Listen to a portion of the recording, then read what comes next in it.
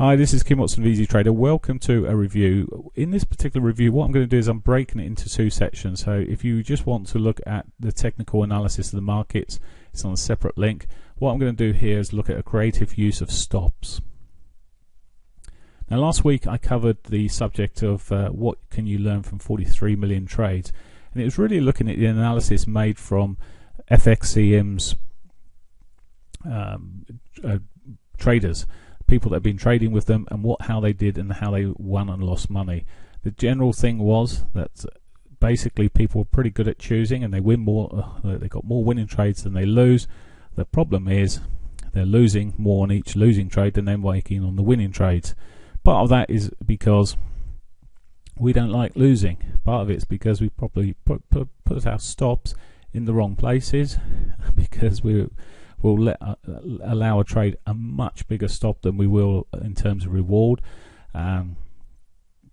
We may have been short. May have been short from this point here, with the initial principle of having a stop up above us here, but we've allowed it to go even further. And then when it's got all the way back to where we went short, we come out, or maybe just a couple of pips profit or whatever else, because it's actually that was a close one. I shouldn't have moved that stop, and that's what happens. And it's just and so they make that, and of course you know what happens next is the profits there. So what we're going to look at is a few principles behind placing stops in the first place in terms of the risk and the reward. I use technical analysis to choose a stop. I don't have a specific 10 pip, 15 pip, 20 pip stop. Quite often it is around about 10, 15, 20 pips. It's not exact science in terms of where you place them. I've got to look at where the technicals suggest I should be placing the trade. Now let's assume, just for a matter of argument, I'm going to be looking for a short position off of here. So price pulls back there, I'm going to be looking for a short position. Question is, where do I place my stops, and where's the target? I've got to be looking at both. Firstly, how much am I willing to lose, and is that sufficient to allow the market to move before it gets to my winning point? Because if you're entering for a short position and then put a really tight stop behind it, you're going to get stopped out all the time. Particularly, I know traders that use 5 pip stops. They talk about using 5 and 6 pip stops quite often, and you can move your stop down to 5 and 6. But there's chances. I know Charlie would trade in the afternoon. There's chances to put really crafty little aggressive stops in there because the market is moving so much with you. However, for a lot of cases, if you only put really tight stops on you and the market's not necessarily moving with you, you're going to be, with a bit of spread and a bit of slippage and everything else, you're going to be out of your trade before you know where it is. So you've got to have reasonable stops in the first place, generally. Now, the amount of stoppage will depend on the market that you're trading and the volatility, and you should generally get an idea from the average true range. It will give you the sort of range of what to expect in any in the period that you're trading. So you're trading relatively to where you are. Now, if you're placing stops that are significantly less than that average true range, chances are you're going to find yourself stopped out quite frequently. But let's just look at this example here, because it's got some logical places potentially to put some stops. I mean, you could be looking up here, maybe up here, and there's possibly even a bit further up there, so you can lose even more. There we go. So just from a technical point of view, pure simple technical, that's where traders could be placing their stops. And looking at target wise, let's see. Well, some traders would be looking for a bit of profit here. Some would be looking for the end of that bar, which I think is quite risky because the end of the bar is not necessarily sensible. Some will be looking down here, and then of course you've got the potential somewhere in that region down here. So this is just pure tech, and it's assuming there's nothing else and there's not a lot of support resistance or anything in the way. It's just a clear market apart from these technicals. So if you're using stops up here with targets down here, you're going to be, even if you're right most of the time, or a lot of the time, you're going to predominantly lose money. So you've got to use things that are logical. Now, if we do get into a short position here, there's several ways of playing this. The first way is for a lot of people would be just place the stop just above that area there. Yes, at times brokers and prices are going to charge up there, but they shouldn't as long as you're not too close. If you're 5 pips away, they probably will do. But if you're 10, 15 pips away and you're on the right direction of the market, they probably won't do, or they're less likely to. It's the most important thing. And if you've got a good key point of resistance. Now, even if they do go back up there and stop you out, if they've done that, there's a good chance that the market may be changing direction. Okay, so that's possibly a reasonable point in this sort of. You're looking at effectively at a lower high. So the price, and this is how I'm working these out in terms of where to place them. I generally look at lower highs or higher lows in terms of where to place stops and targets. So in this particular case, you'd put in a high here, broke down, and come in, put a new high in, took that out. So that was a lower high. It then came back down, and it's breaking back up. It's broken this low here, so you're expecting a continuation to the downside because it's in a downward trend in that time frame anyway, whatever it may be. Okay, so you've placed your stops here. You could have placed it here or here, but if you're looking for the first target here, it ain't going to work because your risk-reward factor just ain't going to be working. If you could be very hopeful and say, well, I'm going to put the stop up there and just make that as a single target, and looking at it just by the eyeball, it'll probably work okay. There's an opportunity, and I'll talk about that more in a moment.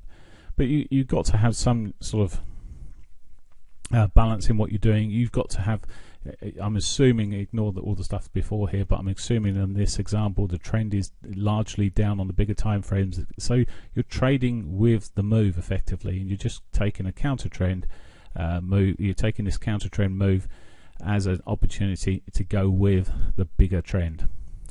Okay, so you can split these targets. You can have target 1, target 2, and target 3, so you can split the trade. You don't have to come out all in one go.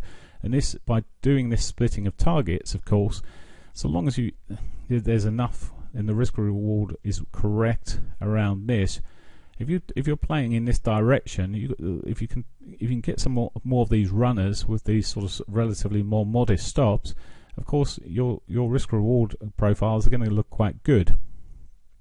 You've got to realize though, if you do lose at this point here, then let's just say for the matter of fact it's 15 pips, and you've gone three pounds a point, you would lose £45 on that in all one go. Whereas if this was only £20, your first chance there is only 20 quid. So whilst you've taken first profit, if you leave the stop there, as you should do initially, your first profit is hit you £20. Well, then you've taken a third of the risk off there, so you've got you're down to £30 risk at that time. So your dynamics change as you go through. Now you could arguably, when you hit this point, move the stop to break even. These are the sort of things that traders would do. Sometimes I'll do this. If you're 20 pips down on a move in the morning and we're at these lows here, I may be a bit more aggressive and move the stop down. I'd rather wait for the price to break these lows though, and I'll explain why in a moment. So I'd rather that.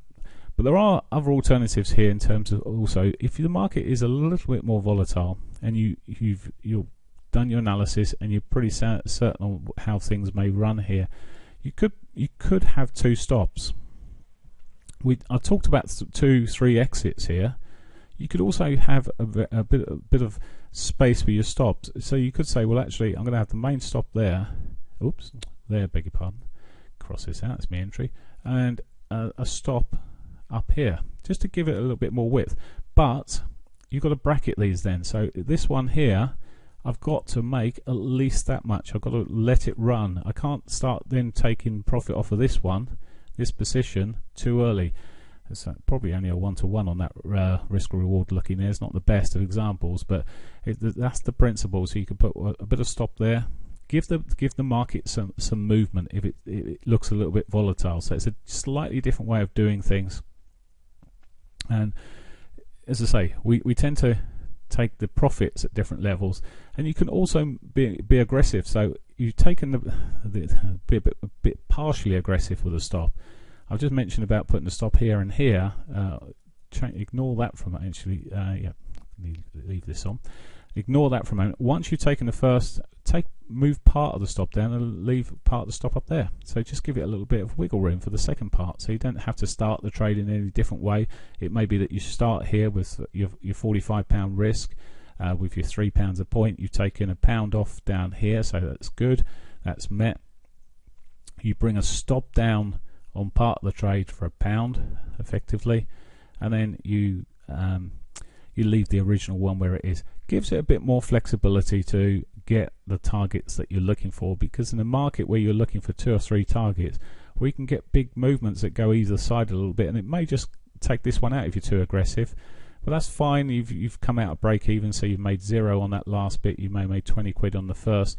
You're only then risking 15 quid on the third, and all of a sudden your ratio there has changed around a little bit, because you're going to make 5 quid if it takes your third part out. So it's just a different way of thinking in terms of stops in placement and moving them.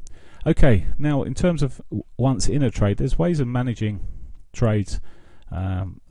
It's all too simple there. Let's have a bit of a messier bit. There we go. So once let's I'm going to use another example here. Let's say I bought here. I could see for whatever reason there was a really good trend up here. It's had ignore this. It's had a little retrace, and it's starting to move in the right directions. Original stop, let's just say for whatever reason, was down here. I've got a didn't want that line over there. I've got a solid good. I mean, I use stats a lot in my trading. I've got a really good target up here, which has a high probability. Let's say it's got 80% chance of getting hit in a day. And when you're sitting with that sort of probability, this looks good. Okay, there's some points of resistance on the way, but overall the position looks good. So that's the, ignore what happened, but that's the sort of plan at this point here. Got really a good 80%, so it's pulling up in the right directions. Found some support or something. I bought into it. Stops down here, all well and good. Now there are areas, of course, that you'll be looking at and thinking, well, may want to take some profit off here. Now if you do it too soon, with this particular case, you're not going to be too bad. It's going to be around a 1-to-1. But there's ways of, instead of moving or taking profit some of the time, you can just start moving your stop.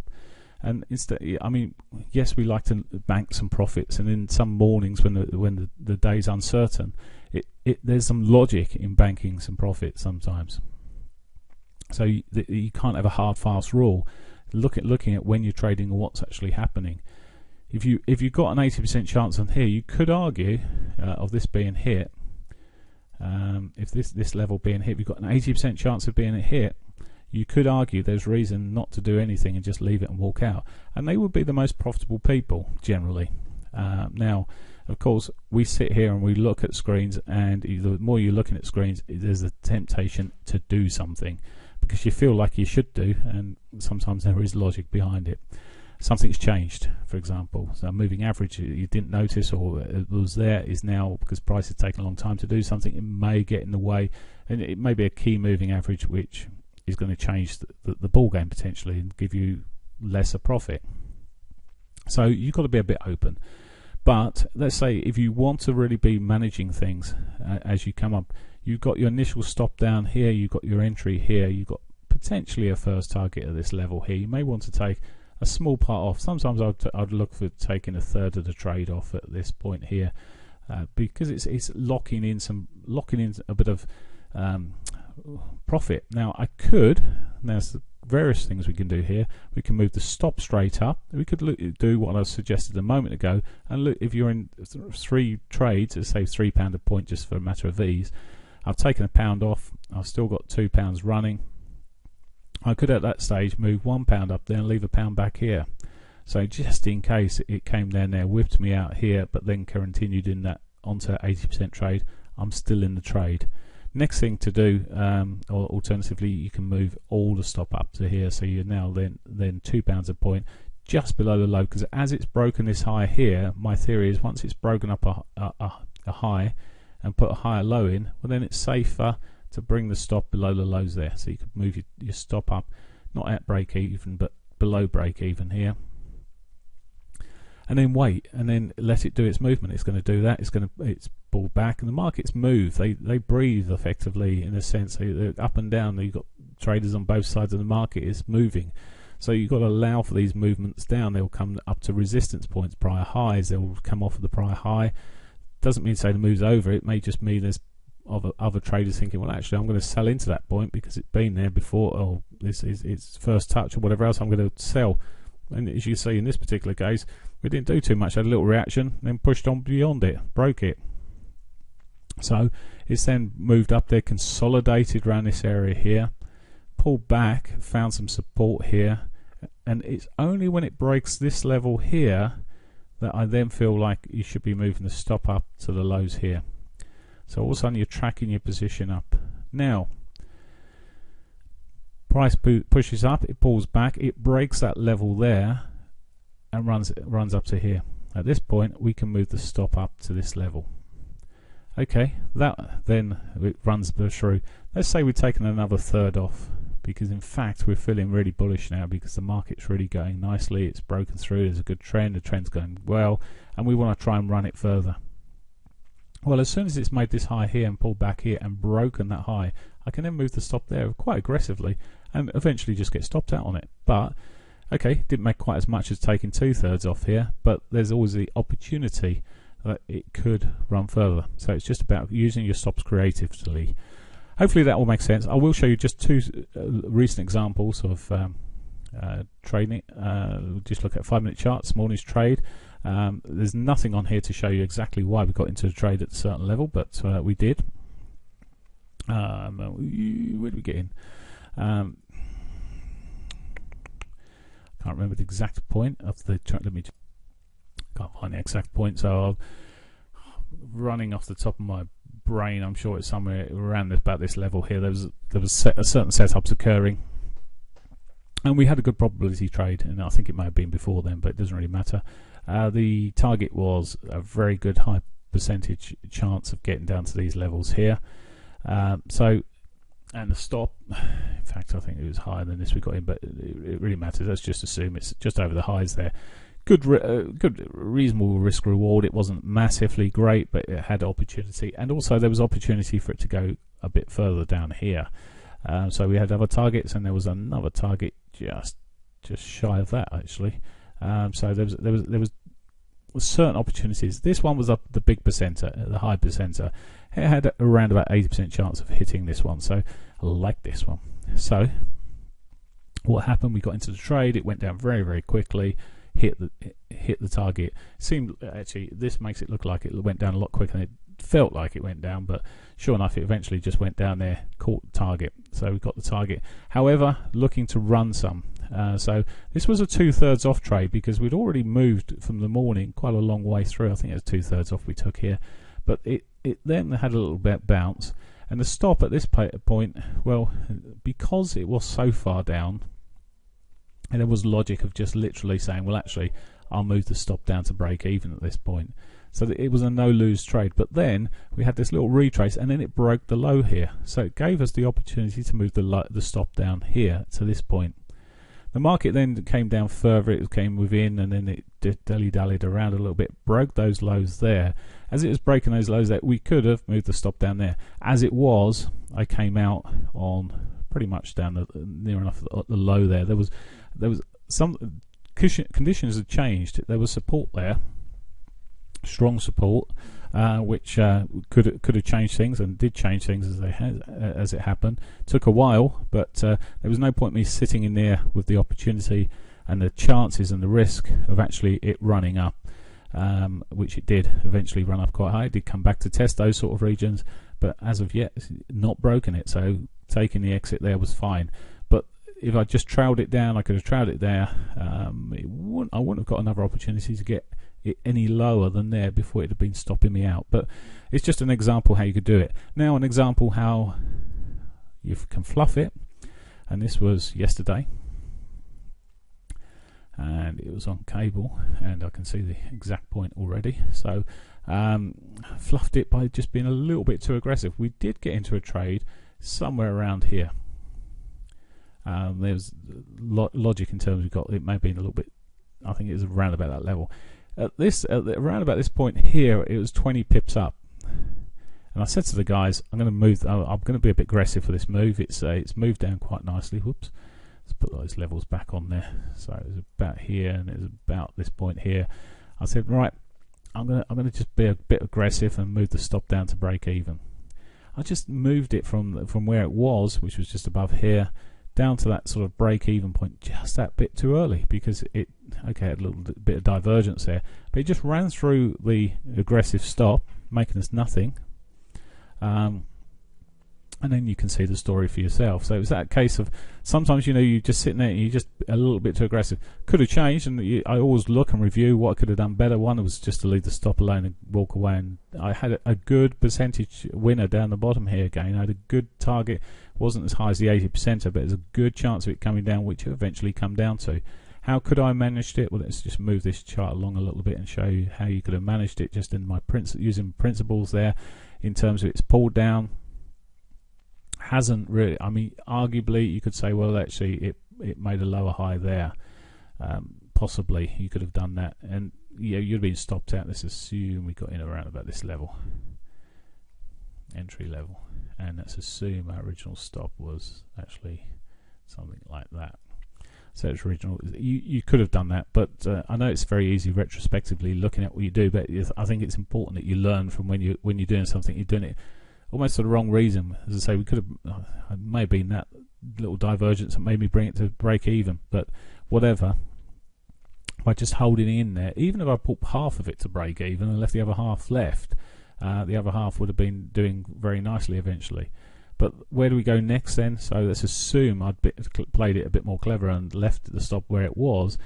Only when it's broken this level here do I start actually moving the stop down, and even then not necessarily straight to break even. But it's put this low in here, it's broken that, so that's a lower high from the prior highs, and then we got run up, we break down again. Well, this is easy because it's just broken through this low here, so I can move the stop down here. Next it breaks down, pulls up, but it doesn't make a new low, so I can't yet move the stop. It's only after it's broken this low here can I then move the stop down to here, which is not that significant at that time. I can't remember the exact level, but the exact level wasn't too far below this area here, which I probably would have been taking a good amount of profit off at that point as a sort of target area to be aiming for. After then, it's just really a case of managing the position out. It would have been a while before I could have moved the stop from this low here using this method, and it may be when it's just done what it's done there and it's finding some support, you say, well, actually I'll just start tracking it in a slightly different way and use a 2-bar method. So 2 red bars down, or 2 red as it goes down, just start tracking it down quite aggressively when it's running down there, and okay, so you target, you can start moving it down 2 bars below the action. And as it's running down, just run it down. Eventually you'll get stopped out. Maybe slightly better. That 2-bar method works in a very fast moving market. If it's a bit more choppy, you'll be chopped all over the place. And this move here yesterday, by just eventually waiting for this move to be broken, the lows here to be broken, you'd have had initially the stop down where you could have actually started moving it down probably even more aggressively, because some of these actually did it there, so you'd have moved your stop down to here, then and then the stop down to here, and it starts moving down, breaking. Ooh, you wouldn't have moved it much further down. Sometimes 12 o'clock the target probably would have been hit anyway by then. So anyway, that's the principle behind it. Hope you find it useful.